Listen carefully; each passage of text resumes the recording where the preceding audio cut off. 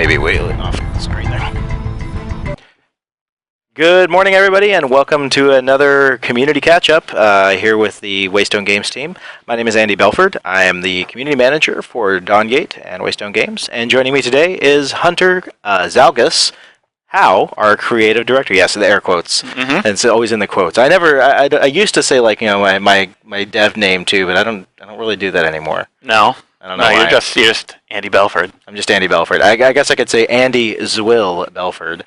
But, you could just go eventually by just Andy. Just Andy. Yeah. Do the one name thing. I'm not sure if I could do that or not. I'd feel a little weird doing that. Well, hey guys. Yes, the stream is on again. Welcome to our community catch up. This is the day of the week where we kind of get nitty gritty. We roll up our sleeves a little bit and we talk some really deep and in-depth knowledge and discussion about Dawngate itself. You know, whether it's the game design or the intricacies and going on to the studio. Or something like today, where we're going to be discussing the lore of Dawngate. The lore and the story, and what the heck's going on in this game. That's right. But before we get into that, and trust me, we've got lots of stuff to talk about, complete with shiny presentations and stuff, I want to cover a couple of things. Make sure that you are following our channel here on Twitch. We will be giving away beta keys silently during this. So please follow us. If you don't follow the channel, you will not be eligible to win. If you win a beta key, you'll receive it in your PM inbox here on Twitch TV. So, and of course, we always have the rule: if you already have a beta key and you win one, the rule is you have to give it to a friend. So, I think that's a good rule. That seems like a fine rule. I think that's fair. That's very fair. Get as many as you can. Yep. Get as many of your friends to play as possible. Absolutely. It's more fun with friends. It is more fun with friends. So, remember, guys, asking for a beta key doesn't help you win one. It is completely and totally random. Other than that, be sure to follow us on Twitter at the Dawngate and like us on Facebook, facebook.com/thedawngate.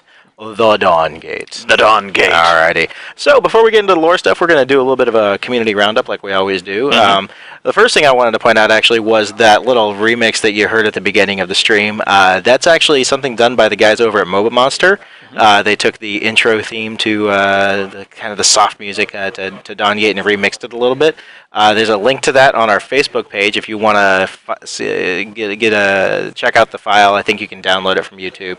But thanks to those guys over there. Look forward to seeing many more audio creations based off of our music. It's got a very smooth, chill vibe to it. It does. I kind of feel like almost euphoric a little bit, but sorry. Euphoric.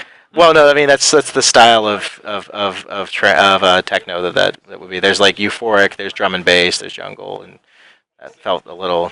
Never mind. I don't know as much about the techno subgenres. I used to rave. I'm sorry. Anyways, so be sure to check that out. But as usual, we always like to check in on the subreddit and talk about what's going on over there. And we're actually going to be staying on this. So if you're not already, you should be subscribed to our subreddit. It's reddit.com/r/Dawngate.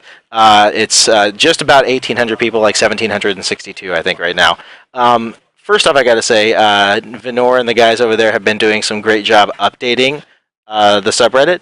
It's starting to look more and more thematic every single day. I mean, I'm really enjoying it. Yeah, absolutely. There was this great moment during the transition to this lovely new format where it was just Fenmore's crotch at the top. That was a really good transitional period. Fenmore's crotch, just like right there, front and center. Right, but Venor fixed it up real nice. So. It is. It's looking great. So good job to you guys. As always, you know, there's tons of conversation going on over there. One that I do want to point out specifically today is this one right here. And there's a couple of things we wanted to talk about really quickly before we get into the lore stuff that's on the subreddit. But one of the things I want to point out was this right here. It's a help request from us, actually. So as many of you guys know, we had matchmaking off for the last playtest. This gave us a sad. We didn't like turning off matchmaking because we definitely feel like the game is a lot of fun when matchmaking is enabled. It's kind of ease of use, getting people into games quickly. And we're trying to find the bug in the root issue. Now, we did do some testing on our own last night, where we're hopeful. But, you know, I haven't heard yay or nay on that one just yet. So, yep, the engineers are absolutely on it. We were all getting into the game, and we had special, config log files on our machines trying to track everything that was happening. And, they the guys have some leads, but we're not sure how it's gonna net out. They're still working on it. So check this post out. It is handily titled, as an orange post, and it's a different color and everything. Denor's got that set up there. So check this post out. See if you fall under this category, and if you do, be sure to respond and help us out with this. Yep. Also, there's another issue that's been coming up in both in the forums and in the subreddit, and we just wanted to address it really quickly, and that's the issue of toxicity within the community. So I think there is an understanding that competitive games bring out a more aggressive side to kind of people's personality, right? So they tend to be a little more aggro in matches and stuff like that. Now, that being said, what we're trying to build here with Dawngate is a community that's a little more friendly, that's built on kind of shared knowledge and supporting each other. We really want to try and do that, and we try to lead by example by being open and honest and communicative and friendly to our to the players. But we also realize that that there are things that we need to do as far as on the development side to help address this. And Hunter, what would you like to say about that? I mean, I would just say that there are no simple solutions to the challenges of like player behavior. You can add simple reporting tools into a game. I was like, this guy, he was a total jerk, and I report him. It doesn't necessarily get to the root cause. There's a lot of research and a lot of anecdotal evidence that says that just punishing people who do bad things doesn't necessarily cause a turnabout in behavior, right. And it's much more. We want to attempt to reward positive behavior. We want to really deeply look into those systems, and that's on the priority list along with everything else. And we take it as seriously as you guys do, and we want to get those features into the game as soon as possible, but we're also like, all hands on deck. We got to fix matchmaking for these guys this weekend. Like, we really want to do that. So all of these things are fighting for priorities. We're a small dev team where we work hard, but we can't necessarily get to everything that we want to do. This early in beta. So we're hoping that we'll get some fixes in there. But the community at this point starts with each and every one of us. To try to build a positive community. And one thing that I would say is that I believe that our ignore feature does actually work in the game, and we will be I think publicizing a little more widely how to utilize that. If people are like, hey, I don't like that guy, you can actually mute people. But that's where we are right now. Very cool. Right on. For those asking in the chat, no, we're not actually going to be playing today. We're going to be talking about lore, and we're actually going to get to that presentation in just a moment. So if you have questions, make sure that you put with a capital Q and a colon after it as we go along. I'll try and interject some questions in here and there. But before the end of the stream, we will actually have a dedicated time for Q&A with Hunter about the lore and the story of Dawngate. So. Yeah. With that being said, let me go ahead and I'm going to pull up. Which one did you want first? Science with border. Science with border. All right, let's see. There we go. Let me see if this is showing on there. Okay, so I'm going to scooch over here to the laptop. All right, and I'm going to be reading chat and interjecting here and there. Okay. We actually need to push the front of the powered splitter around the corner there. Sorry. Thank you. As such? Yes, as such. Thank you, sir. It is done. I have moved to the power splitter, whatever that thing does.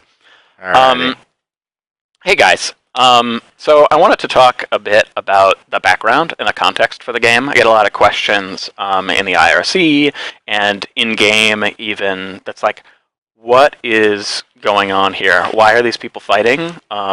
What are their powers? Where do they come from? Why can't they die? All sorts of things like that. I wanted to talk about that. So ideally this video will sit on our Twitch channel, and if somebody is interested in asking a bunch of lore questions, you can direct them there and say, hey, this is where some of those answers are, if you want to check it out. And maybe this will get into your head so you guys can spread it around. In the future, there are a lot of things that we want to do with lore and story. We really want to get to a place where there's a story continually unfolding. As you guys are playing matches of Dawngate, the story is progressing. And and you guys are going to have the ability to shape what happens in the story. And we're going to get into that later on down the line when we launch those features. But we really wanted to start off with a strong context, and that's sort of where we are. So imagine a world where there's these things. They're called vitalities. You may notice that all of our shapers have a vitality, and I'll get into a little bit in a second about what that means. But vitalities are things in our world that make everything happen. So if somebody is angry, they channel a small amount of rage vitality. If somebody has like a brilliant idea, that might have been because of a small influx of insight sort of like crept into their head. All of these energies are sort of the building blocks of what makes the world of Dawngate work. And there's also a concept of something that's called potential vitality, and people just anecdotally they just call that Vim, sort of a slang term for something that's potential vitality, and it's sort of a raw energy that has the potential to become one of these other things like hunger, rage, or insight. An important thing about the makeup of our world is that there is a spirit world that is beyond the mortal world. Is this updating? Yes, it did update. Great. So there's something called the spirit stream that exists between the mortal world and the spirit world, and it's filled with vitality, and it's filled with huge amounts of potential, Vim, which is just this raw energy that's flowing through it. And what spirits do in this world is that they take Vim and they turn it into whatever their vitality is. So this is the hunger spirit is like, Vim, I love Vim.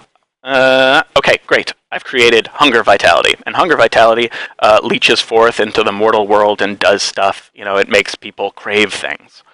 And there were these people that were called shapers long ago, for thousands of years, who created things to manipulate these energies. If you imagine if you lived in a world where there are hundreds of powerful energies that make things happen, obviously a science or a religion or a way of thought is going to evolve around those things. And so these shapers there's sort of like a priestly order of craftsmen, essentially, that made things to channel vitality. And what it does, right, is imagine a shrine that is made by a brilliant craftsman who inlays the right materials in the right places and carves the right runes and lights the right candles and does all of the right things to create a hunger shaping. He makes this thing, and it siphons a bunch of hunger vitality out of the spirit stream. It might even call forth the spirit of hunger. This is the world existed like this for thousands of years, and this is a relatively fine way of life for people. You can read in the client a letter by a man named Idolus. What Idolus did is he created something called the Dawngate for various reasons, which you can read about in the story, but he was a guy who, had a broken heart, had a little bit of a fractured mind, and created the Dawngate. And the Dawngate is the map where the players are controlling their shapers. So the Dawngate is a device that essentially fractured the barrier between the spirit world and the mortal world. And what it does is it channels all this potential vitality. All of this Vim gets summoned forth into the mortal world. And what Idolus is really trying to do here is I need to empower humanity, in a very direct way. I'm sick of this lifestyle of making shrines. I'm sick of spirits' whims determining what happens with vitality. I need to empower humanity. So, had a really quick question for you about the shapers specifically. Can anybody be born? Can anybody in the world be a shaper, or are they actually born into it with the potential? The other thing is, you might want to actually zoom in just a little bit more on that if you can. Sure, I'm getting into that right now, actually. Awesome. So what the spirits did is they're like, all of this Vim is out of our hands right now. We can't exist in the mortal realm for long periods of time. but all of this energy, our entire modus operandi is take potential and turn it into my energy. That's what I have to do. Oh God, all the energy's gone. They can only they're floating around the spirit stream with nothing to shape. So they have at the beginning of our story essentially empowered all of these humans, mortals, I should say, as they're not all humans, with the ability to shape vitality.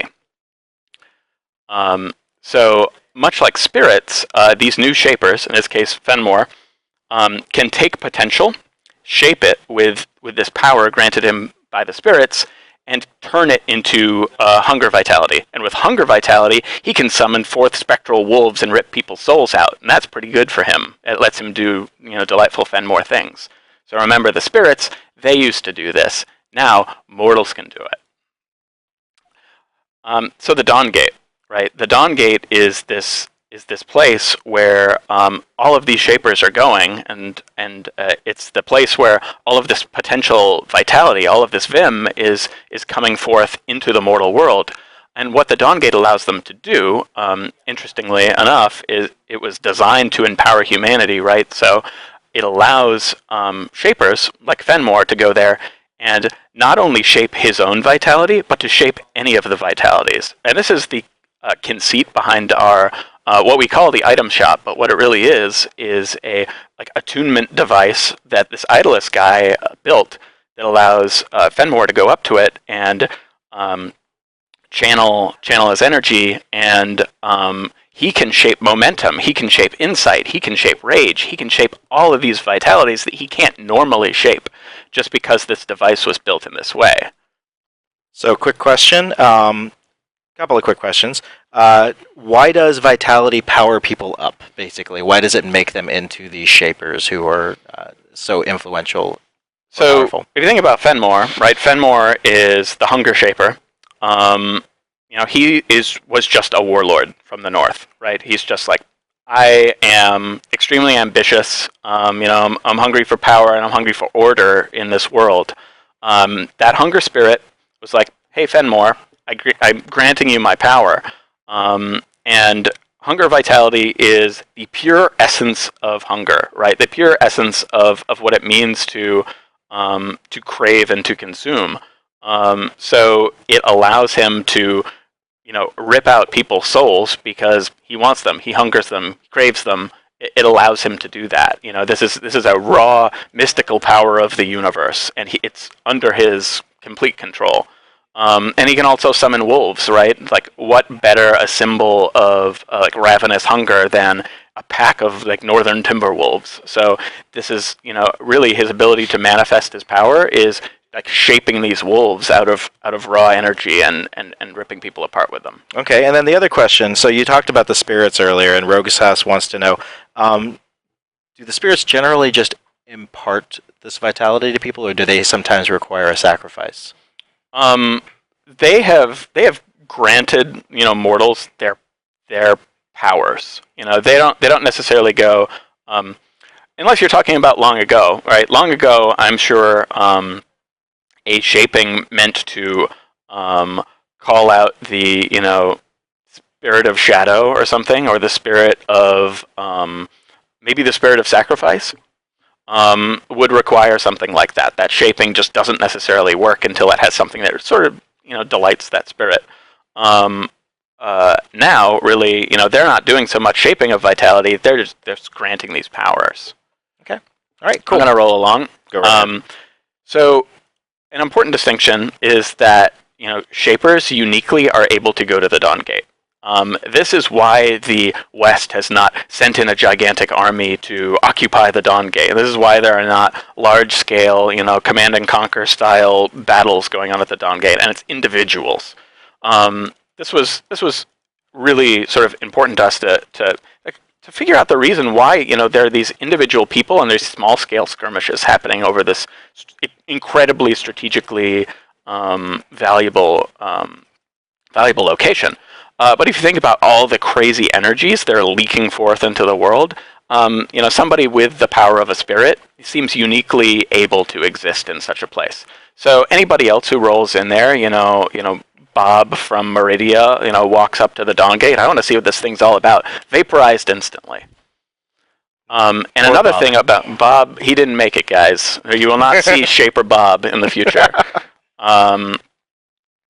So something about the Shapers as well is that there's so much ambient energy there that their unique makeup, they're not going to die there. They're going to be temporarily subdued. So when Nissa boomerangs Fenmore's head off, he's not taking really mortal damage. He's essentially disapparating for a small amount of time. His body releases some of that potential that he's leached out of the Dawngate, and he comes back in 30 seconds.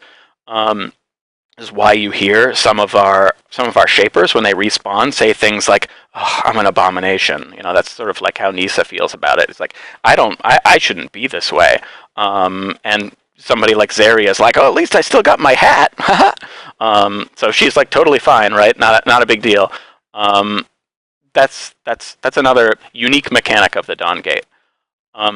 Something additionally is that this is not a continual thing that's happening at the Dawngate. There's a natural cycle to the flow of the spirit stream, and at these points where it's essentially high tide in the mortal world of the spirit stream, the Dawngate can activate, and all of this energy can come through. So imagine every few days or so, every week, this swell happens, and all of these Shapers head there, form these temporary alliances, and battle essentially to control this device.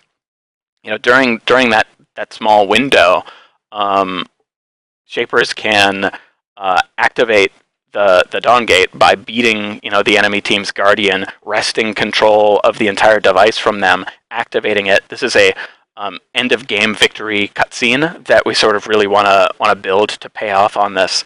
But you can get a huge amount of Vim to allow you to augment your powers, and that's why Fenmore goes there. That's why Fenmore goes to battle at the Dawngate, because at the end of it, he becomes more powerful, and he can walk out and go and conquer more of the North, because that's just what he wants to do. That's why he's going to the Dawngate. But the Shapers, it's all up to their individual motivations, right? I imagine someone who's like Nissa, who is much more from a world of tradition, and believes that mortals shouldn't have these powers. These powers don't seem right for humans to wield. She might get this power from the Dawngate and then be like, okay, I'm giving it back. I can do my small part in continuing to maintain the balance of things. So those are really polar opposite reasons for being there, but both of them go there and both of them fight essentially to further their agenda. That's essentially the conceit of the game. You see all of this,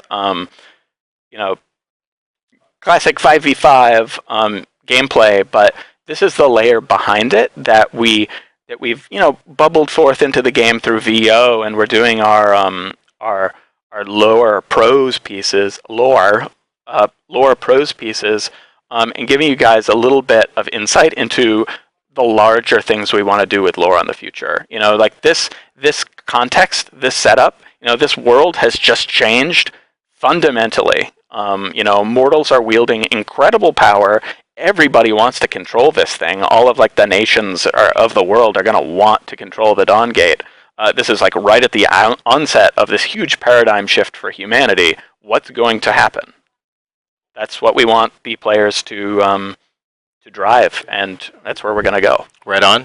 So I know that we have another, this is the first part of the... Thank you, that guy. Story mode campaign, please. I know, right? For sure. So before we move on to the other one, let's do a couple of questions. Sure. So here's a really good question. Actually, you know what? I wanted to do this first question first. Dandelion kind of answered it in chat. So how does Nissa's squirrel survive the Dawngate? I want to make sure that, yes, because she's with Nissa, I agree. Tala, is so connected to Nissa.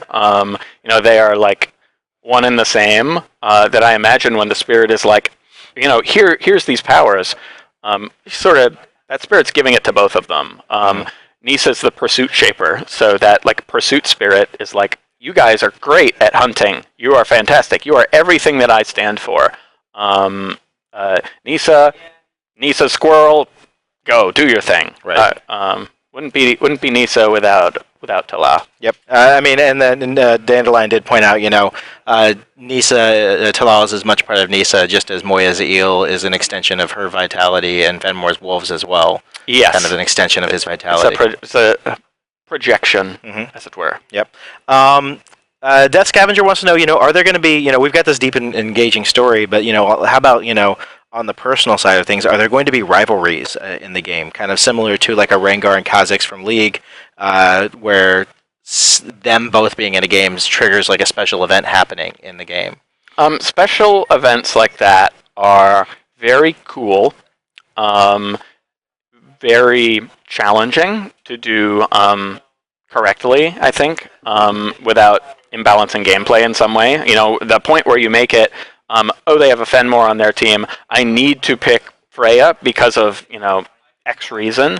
It does stuff to the strategic balance of the game that might not be optimal. Those are things that I want to keep an open mind to, though at the same time, you will certainly notice that, Fenmore and Freya, they are certainly a rivalry. Well, Freya sort of hates Fenmore, and Fenmore doesn't really care.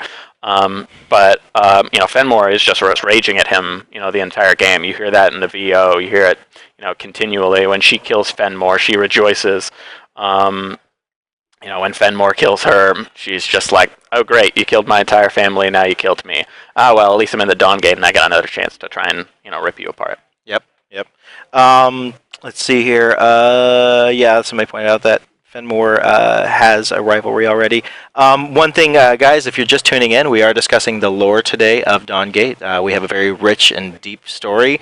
Some of you may have noticed that we have been putting up fictional prose pieces written by Waystone Dandelion, Chris Latois. Check those out on the forums, and there's links to them on our Facebook page and everything. And the prose pieces actually kind of goes into something,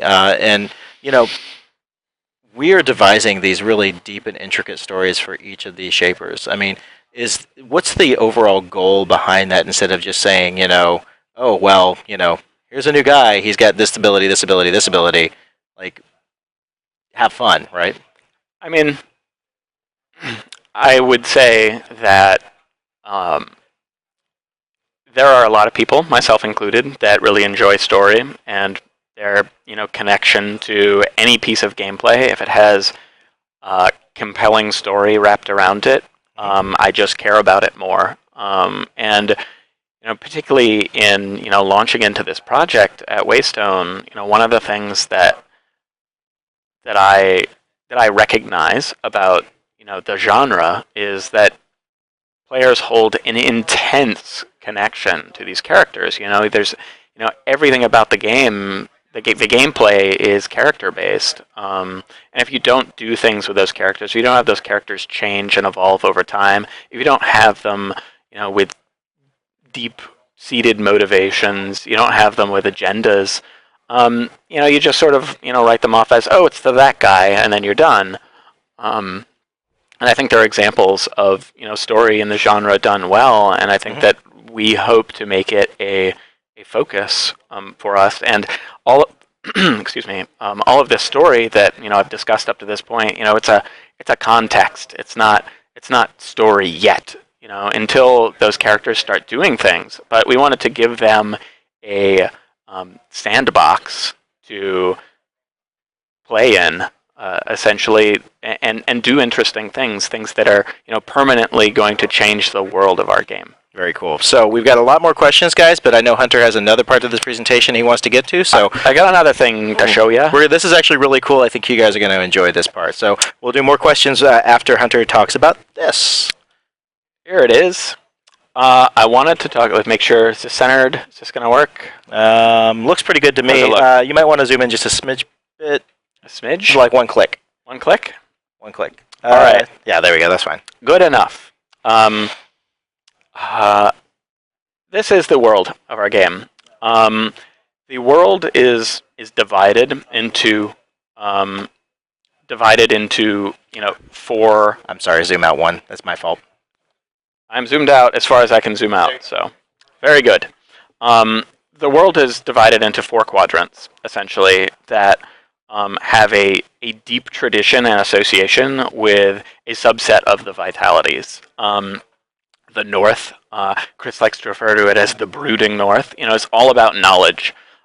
Really, sort of like a polar opposite of the South, which is all about expression and art and freedom. They're very, very different people. The West is all about advancement and progress and science, whereas the East is all about a deep revering of nature and tradition and the old ways.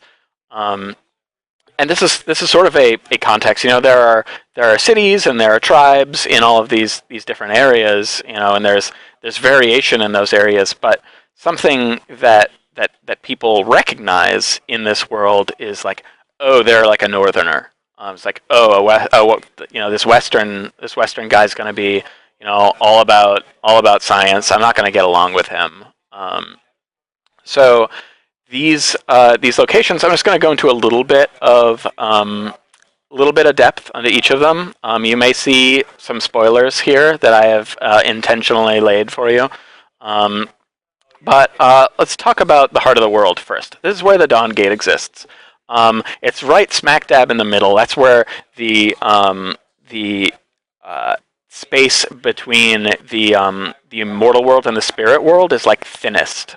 And that is why Idolus built the Dawngate there. This is a place of incredible power, and it's been left to the will of shapers for thousands of years. And people are like, all right, we're only going to allow the best of the best shapers here. This is like extremely valuable real estate for shaping.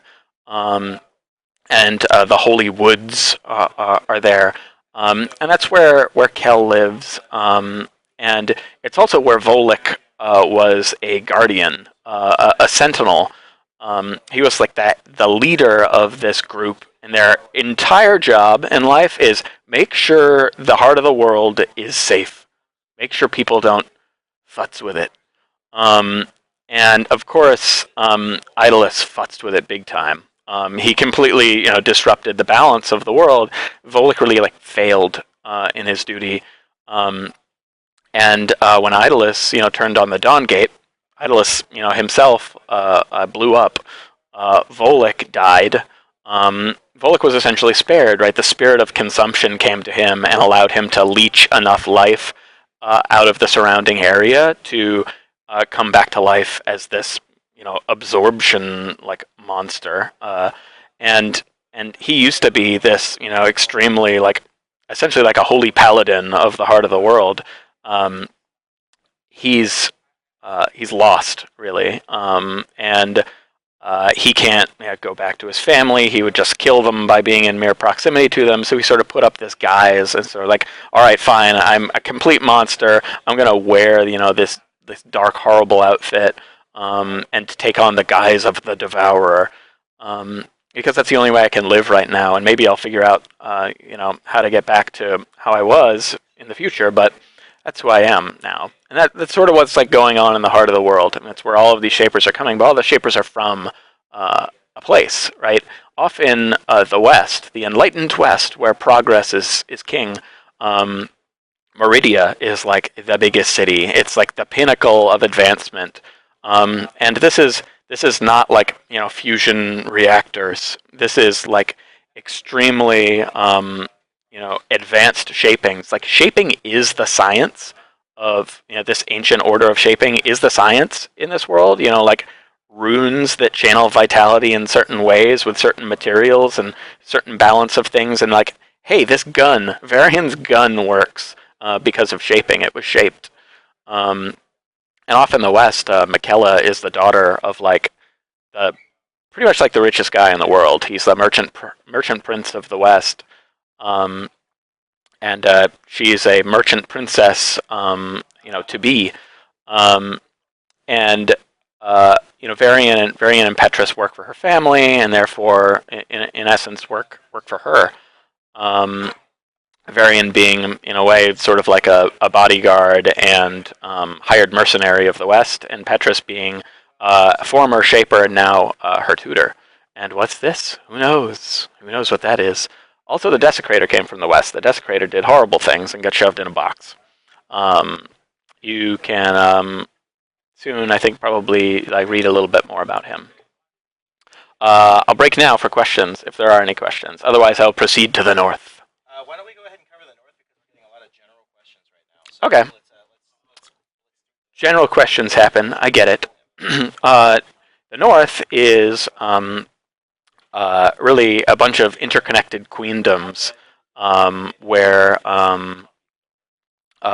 these queens lord over these different areas, and knowledge is really like the most important thing up there. There are these grand archives that house all of the knowledge of generations.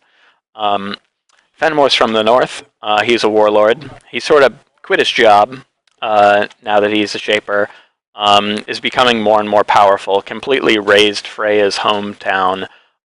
Freya hates him. That's just how that goes. Kindra is also from the north. She was a essentially was going to be a countess, but had some issues. You can read about that in some of the prose on our website. But she had some issues. She was thrown in an abbey. She has some friends, former friends. In the east, this is a tribal culture. There are a bunch of tribes. The Stonebloom tribe, where Anissa is from, she was actually exiled because she got these shaper powers, and they're like, we don't want anything to do with you anymore. Go away. But Dibs is this free agent, and he's like, don't worry, I believe in you. And as the sort of ambition shaper, entirely exists right now, at least, to further Anissa's ambitions of mending the world. In the southeast, you have the Shorewind tribe, and the Shorewind tribe essentially has this thing where when anybody in the tribe reaches puberty, they either turn into, if they're a female, they become a lot of people call her a fish lady, so I'll just say she's a fish lady. But she's only able to live in the water, and the men, get these sort of like barnacle-y growths all over their body that they can sort of like channel into armor, and they would sink and die instantly on the water. So the men live on the shore, and the women live underwater. And now that Amaranth has these shaper powers, she's actually able to move around on land, and it's like, great, this is like a perfect time for me to try to see what this Dawngate all about, and maybe we can fix our tribe.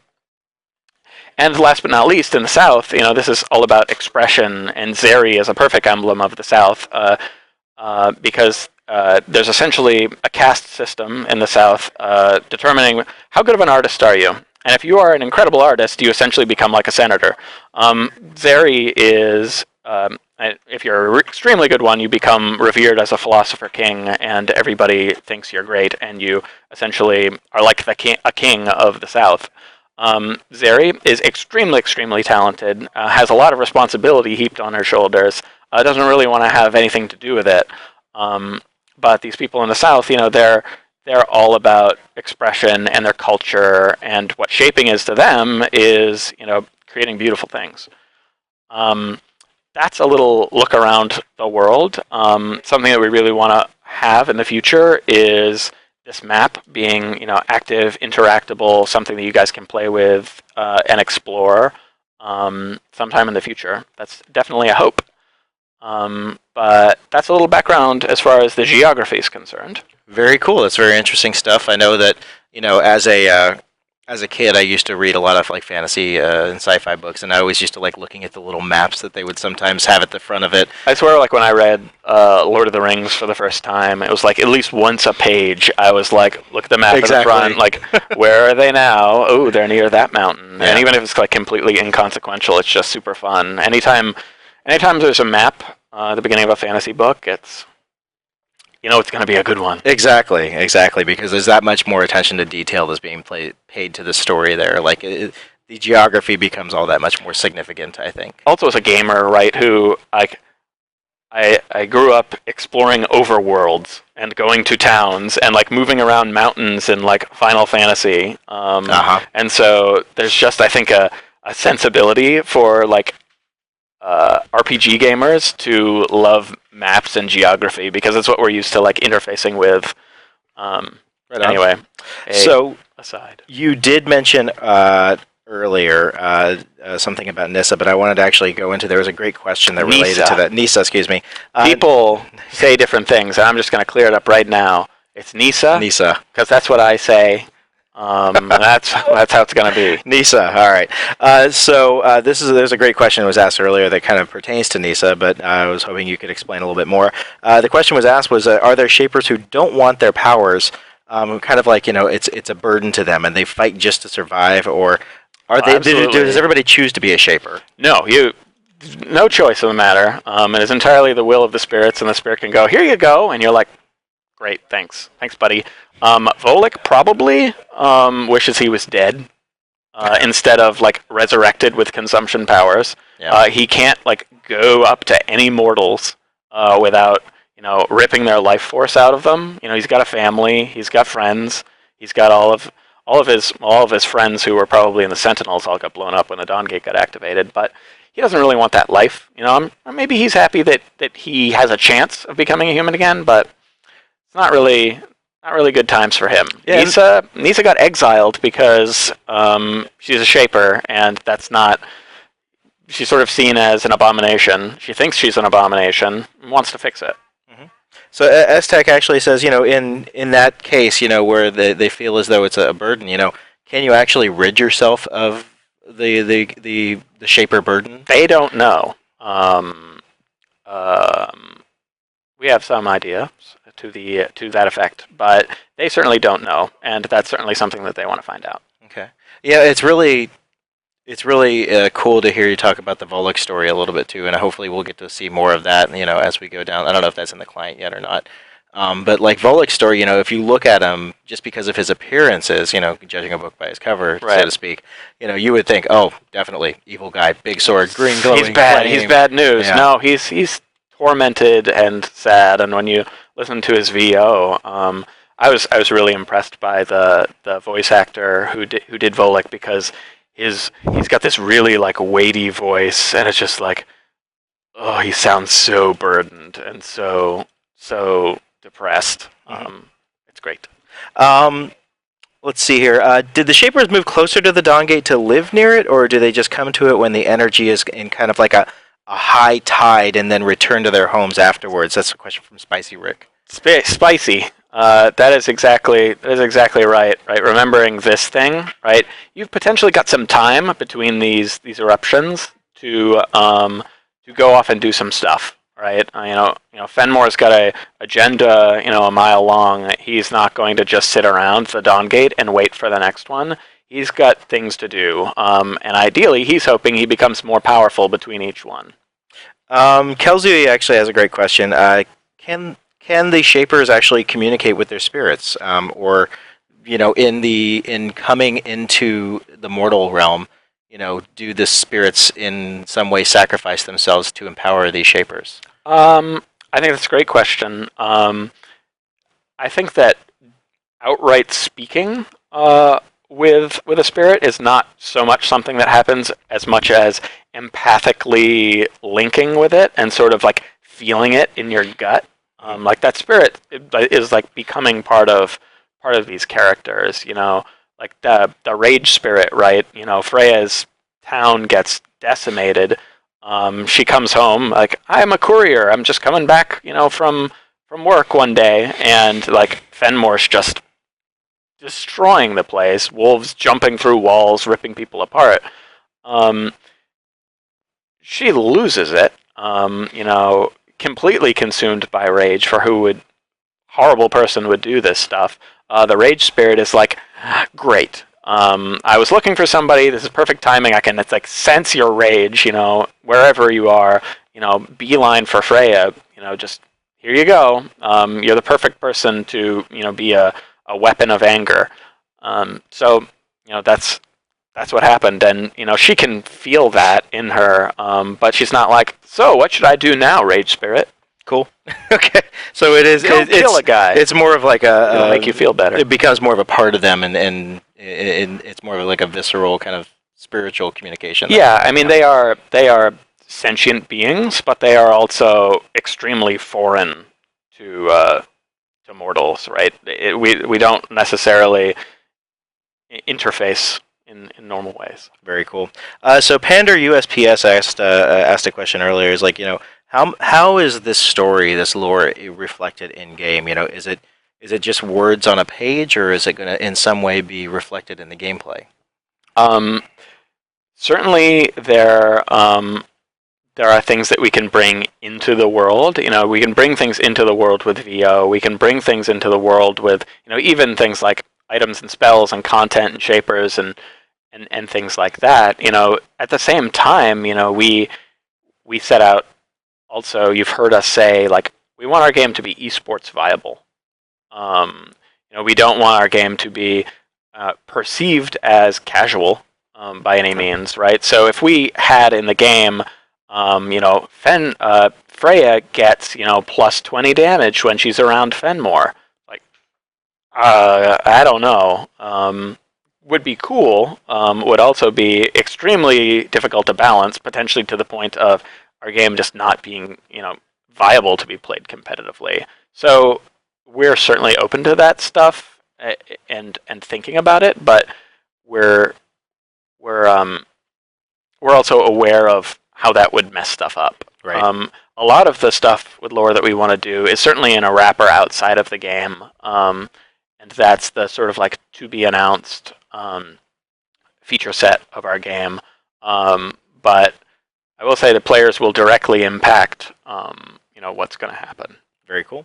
I love this. I'm seeing all these questions about, asking like specific details about the interactions between some of the shapers and stuff. Excellent. Some of the stories we haven't released yet and everything, but I don't know how much we want to talk about that stuff. But one question I saw really quickly here is, so this is actually, we asked about, can the shapers choose to kind of shuffle off the burden of being a shaper, but this is kind of the reverse of it. And it's from Laments, and he's asking, do the spirits actually stay loyal to their shapers, or can they leave for a more suitable host if one comes along? Really good questions. Again, I would say that none of our shapers have tried killing themselves yet. Don't know what that does. Outside of the Dawngate, obviously, where they can't die.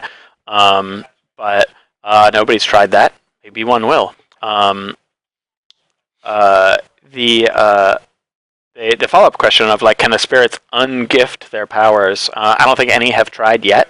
You hear me say this like it's really happening in real time, and it's like no one's done that yet, but they might in a couple of minutes. That's something that we actually, I at least think about it that way very deliberately, because we want this world to feel like a world that you guys are like going into, and then you guys can talk over the Reddit or over the IRC or in person about, like, can you believe what so and so did? Oh my God, that's crazy. Like, think of it more like a TV show that is unfolding, as opposed to there's some like static stuff and then it's going to stay the same. It's not going to stay the same. So maybe one will try to revoke their powers. I don't know if it works or not. This is a question we've been seeing actually a lot, and this is related to the map specifically. So the island that we see depicted on the map, like, is that just like a single island or a group of islands within the world, like islands in a continent within the world, or is it actually like this huge Pangea type landmass that's the only continent on the planet? This is there may be more outside of this map.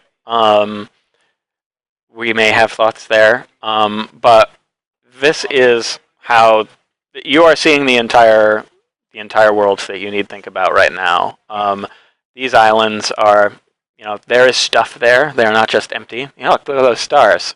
I'm just not telling you what's on that duck-shaped island yet. Or is it more like a goose? But there's something there. It's in the east, though. Maybe it's a tribe. Sort of close to the north.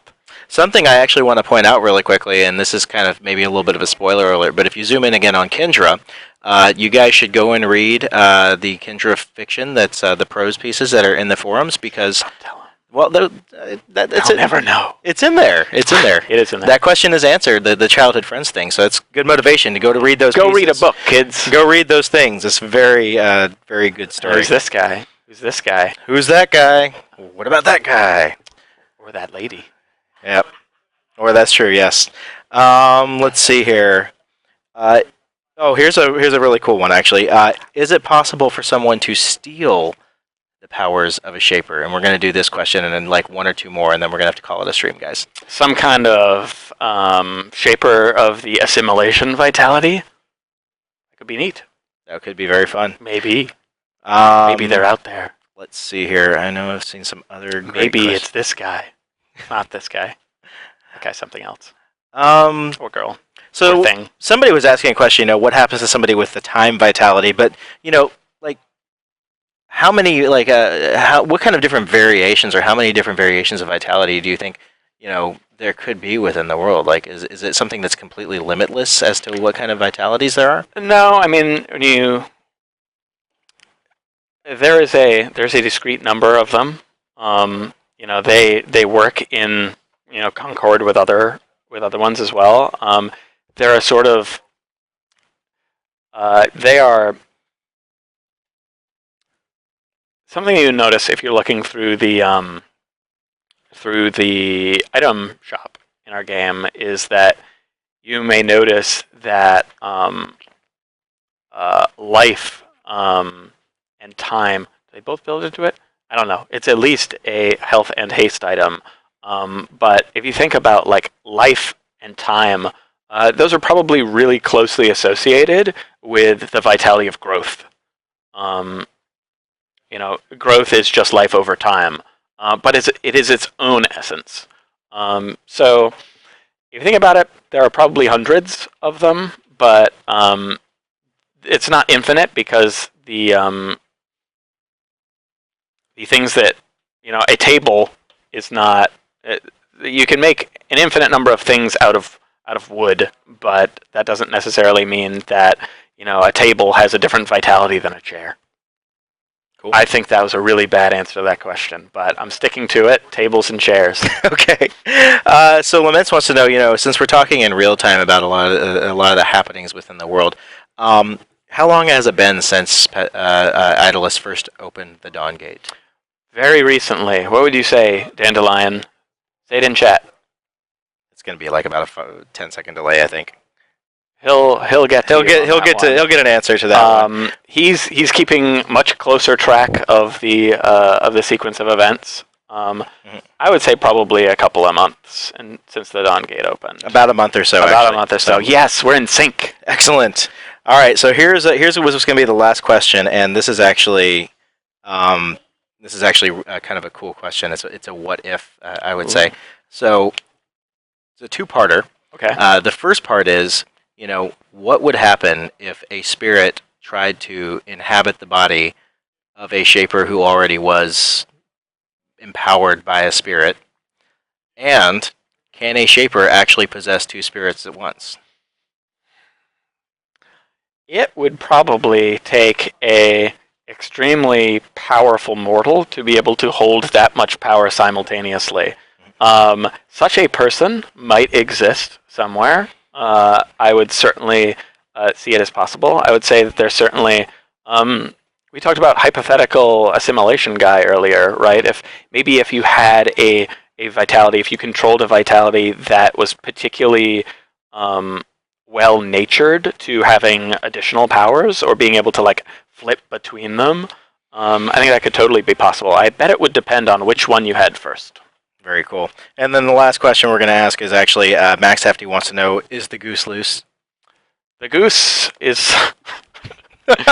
People call me the goose because I go by Zalgus, and I blame Zyrule entirely for calling me Zalgoose, and then people just call me Goose. And Top Gun is my favorite movie from the 80s, so I'm totally okay with being called Goose, even though, spoilers, Top Gun spoilers, he dies. But no, the statute of limitations has run out on Top Gun spoilers. I'm sorry. Also, he gets with a girl at the end. That is true. Yes. I guess next time we have you on, we'll have to play Danger Zone. Oh, that would be the best. Gonna take you right in. Kenny Loggins. Okay, The best Loggins. A little Kenny Loggins, yes. So awesome. Well, thank you so much, man. Absolutely. Guys, we've just had like a really kind of a very in-depth discussion about kind of the primer for Dawngate's lore. So if you're tuned in late or you're just tuning in, be sure to go back and check the VOD. We'll have this up on our YouTube channel. We'll Check the VOD, read that fiction on the website. For sure. I know for a lot of people that story is super important. Like it is one of those things that just completely like raptures you into the game. So we have big plans for story and lore with Dawngate. Just like anything else too, we're open to feedback as well, just like we are with gameplay. Like let us know what stuff is really in the whatever half an hour, 45 minutes I've just been blathering about this. Let us know what stuff's interesting, like where what mechanics don't make sense. Help us tell this story better. We're gonna obviously roll out a lot more features and mediums, I would say, to explain the story, but let us know. We're open to feedback all across the board with Dawngate, not just gameplay. Absolutely. So, anyways, thank you very much, Hunter. Absolutely. Thank you, guys. Also, awesome questions. Thank you for those. Great questions. We're really glad to see that you guys are so into the lore and the story, and we'll do this again. I'm very sure we'll be doing this again in the future. So, again, thank you very much for tuning in, everybody. Be sure to tune in tomorrow at 1:30 p.m. Pacific for our developer play, and then, of course, this Friday, fingers crossed, we will be having another Dawngate beta test weekend. So until then, be sure to follow our channel here on Twitch, like us on Facebook, follow us on Twitter @the Dawngate, and we'll see you then. Bye, guys. Bye.